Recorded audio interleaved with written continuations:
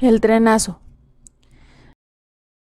Se escuchó fuerte y de forma apresurada cómo tocaban con una piedra la reja de hierro exterior de la casa de don José, quien se encontraba trabajando al fondo de su casa, donde tenía su taller. ¡Don José! ¡Don José! Se escuchaba desde la entrada la voz de una mujer. Voy. Respondió don José desde el fondo, dejando a un lado sus herramientas de trabajo. Don José abrió la puerta principal de la casa, para dar con la reja que se interponía entre él y la calle. ¿Qué tal, Margarita? Saludó don José a la señora joven que tocaba la puerta. «Por favor, ayúdeme». Margarita clamó desesperada. «Desde que llegó Clemente del rancho, está así». Volteó a ver la cara de su esposo con un gesto de preocupación. Pasen, por favor. Don José abrió la puerta y les hizo un ademán cortés para pasar al zaguán.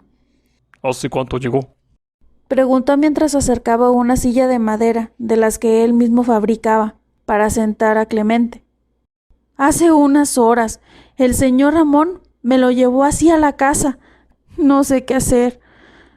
Los ojos de Margarita se empezaban a humedecer.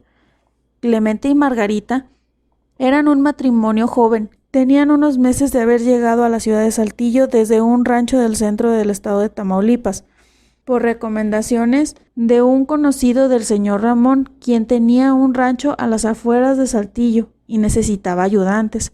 Clemente, joven y con mucha energía, recién casado con Margarita, decidieron aventurarse a la capital coahuilense. Encontraron una pequeña casa en renta por el centro de Saltillo, a unas pocas casas de donde vivía don José, y al poco tiempo se hicieron amigos.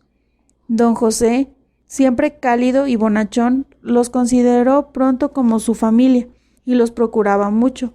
Prácticamente los veía como sus hijos, pues tenían la misma edad que los suyos, sobre todo porque estaban solos y no conocían a nadie más en la ciudad, además del patrón de Clemente, don Ramón. ¡Clemente! Don José se dirigió al muchacho mientras se hincaba para ponerse a la altura de Clemente, que estaba sentado y lo sostenía de los dos hombros viéndolo a los ojos. ¡Responde!, le indicó, pero éste tenía la mirada perdida. Su cara estaba pálida y respiraba lentamente. Su rostro denotaba un gran susto. ¿Pues qué pasó, Margarita?, preguntó don José, volviéndose hacia ella y sin dejar de sostener a Clemente con las dos manos en los hombros. Se estaba imaginando la respuesta, con solo el hecho de saber dónde trabajaba Clemente. Además, había visto ese semblante antes, por lo que apretó la quijada y esperó la respuesta. «Lo único que me dijo el señor Ramón es que se perdió durante toda la noche a las afueras del rancho. Se le hizo tarde cuando sacó a pastar a las vacas y ya no encontró el camino de regreso. Apenas saliendo el sol, fueron a buscarlo, cuando notaron que no había llegado. Lo encontraron cerca de un tal Puente el Moreno, o algo así».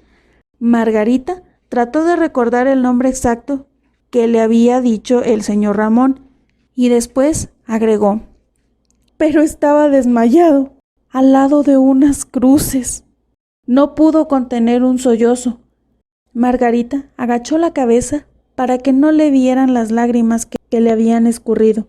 Se limpió con su pañuelo y levantó la mirada lentamente hacia don José, quien ya se había puesto de pie, pero con la mirada fija en Clemente. Ese lugar se llama Puente Moreno. Allí ocurrió un trágico accidente hace 20 años.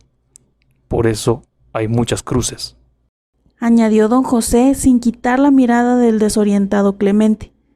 Lo que tiene su esposo es un susto de muerte, ya que se ha de haber topado con las almas en pena de aquel lugar. Margarita no creía lo que decía don José.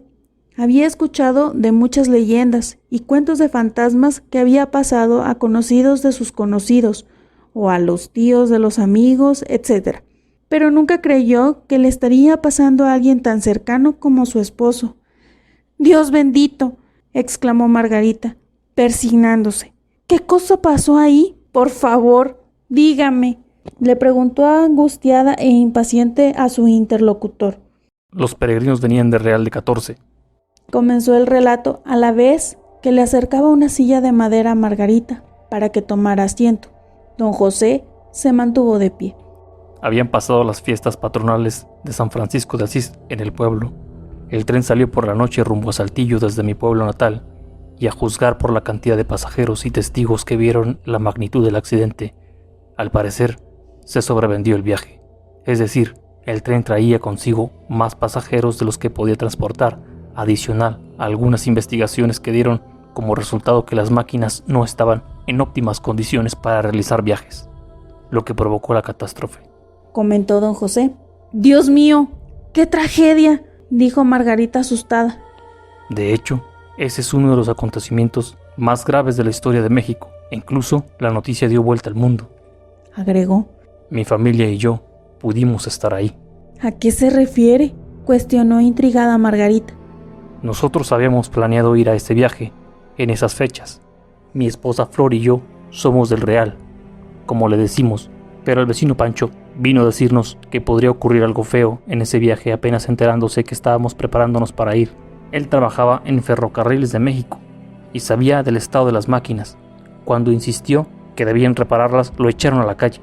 Los dueños no querían perder ni un solo viaje de la ruta, y menos en esas fechas tan demandadas. Hubo un corto silencio. Voy con Flor para que nos ayude a quitar el espanto a Clemente. Don José entró a su casa. Le agradezco, don José, dijo Margarita con voz tenue. Disculpe. Se escuchó una voz cansada de un viejito detrás de Margarita. La hizo espantarse en la silla, pues le sorprendió. ¡Caray! Me asustó, señor, dijo Margarita con la mano en el pecho. Estaba un viejito con un bastón detrás de la reja que daba hacia la calle. Realmente el zaguán estaba a pocos pasos del portón, así que se podía interactuar fácilmente con la gente que pasaba por la acera. Disculpe que la haya asustado y haber escuchado lo que platicaba con don José. Iba pasando y no pude evitar detenerme al oír la historia, pues yo soy Pancho, quien en su momento le avisó a don José del estado de las máquinas y lo que podría ocurrir. Señor, disculpe el sobresalto, dijo Margarita al instante, pero estoy muy angustiada por mi esposo. Al parecer, vio los espectros de ese accidente y está muy mal. ¡Mírelo!, señaló a su esposo pálido y tumbado en la silla. Lo lamento, seguro que la señora Flor le ayudará. Es buena para curar de espantos. Gracias, dijo Margarita en voz baja. Entonces, ¿usted trató de evitar el accidente?, preguntó al cabo de unos segundos de silencio, a manera de hacer plática en lo que regresaba don José. Así es. Traté de avisarle a mi compañía, pues yo estaba a cargo del mantenimiento de esos fierros. Cuando insistí varias ocasiones a los patrones que las máquinas habían sido postergadas varias veces de los mantenimientos preventivos, solo los enfurecí y me corrieron, pero no me quedé de brazos cruzados. Avisé a todos los conocidos que tenían el plan de ir y también fui al Real para avisar a cada peregrino que me cruzaba en el camino, tanto en el viaje de ida como de regreso. Desafortunadamente, pocos me hicieron caso. Entre ellos don José tomó conciencia. Don Pancho agachó la cabeza. Esa noche del accidente fui a cada una de las estaciones para que no se subieran a ese tren descompuesto, con poca suerte. Hizo una pausa de unos segundos. Fue terrible. Las máquinas estaban encajadas en la tierra, hechas pedazos, igual que muchas víctimas en los fierros retorcidos. La noche se inundó de gritos desesperados. La gente buscaba a su familia. Era una escena de terror. Traté de ayudar a los que pude. Fui por auxilio en las cercanías del lugar. El conteo de víctimas es incierto porque muchos no fueron encontrados. Movió la cabeza de un lado a otro, con los ojos cerrados, y unas lágrimas rodaron por sus arrugadas mejillas, al volver a aquel recuerdo. ¡Qué horrible! Pero qué bueno que pudo salvar a varias personas. Fue un acto muy noble, dijo Margarita. Gracias. Volvió a hacer una pausa. Le pareció a Margarita que fue 1 minuto o más. Ya verá que su marido va a mejorar con las curas de doña Flor. Ya no debe tardar. Será mejor que me marche, dijo el viejito. Se dio la vuelta y siguió su andar despacio. Espere, ¿No va a saludar a don José?, le preguntó Margarita mientras se marchaba. Lo saludo todas las mañanas, replicó don Pancho, sin detenerse, y echó una sonrisa. Don José volvió con su esposa Flor. «Hola, muchacha. Ya está todo listo para curar a Clemente», dijo doña Flor. «Hola, señora. Muchas gracias por ayudarme», dijo Margarita sin poder contener su preocupación. Sentía una presión en el pecho y las lágrimas le brotaban. Lo cargaré, dijo don José al momento que tomaba a Clemente por los brazos para llevarlo a la cama que le había preparado para curarlo. Recostaron a Clemente. Doña Flor lo empezó a curar. «Don José», Margarita se dirigió a su anfitrión, «ya tuve la oportunidad de conocer a su vecino Pancho». ¿en verdad?, preguntó don José con asombro. «Sí, cuando usted entró a avisar a doña Flor, el señor me asustó al hablarme a mis espaldas desde la banqueta, porque había estado escuchando la plática del accidente. Me comentó que le había advertido a usted y fue al viaje para avisarle a los peregrinos de las condiciones de la máquina». Margarita empezó a detener su plática al ver el rostro de don José. Estaba serio y asombrado. «¿Qué ocurre, señor?», preguntó Margarita al ver la cara de incrédulo. Margarita. Don José habló pausado y con tono preocupado.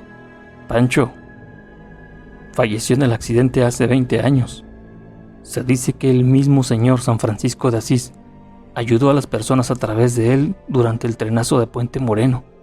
Margarita palideció y don José la llevó a la orilla de la cama para que se sentara.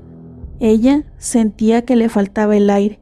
Tranquila, le dijo don José sin saber qué más decir. Flor, parece que vas a tener que curar a los dos.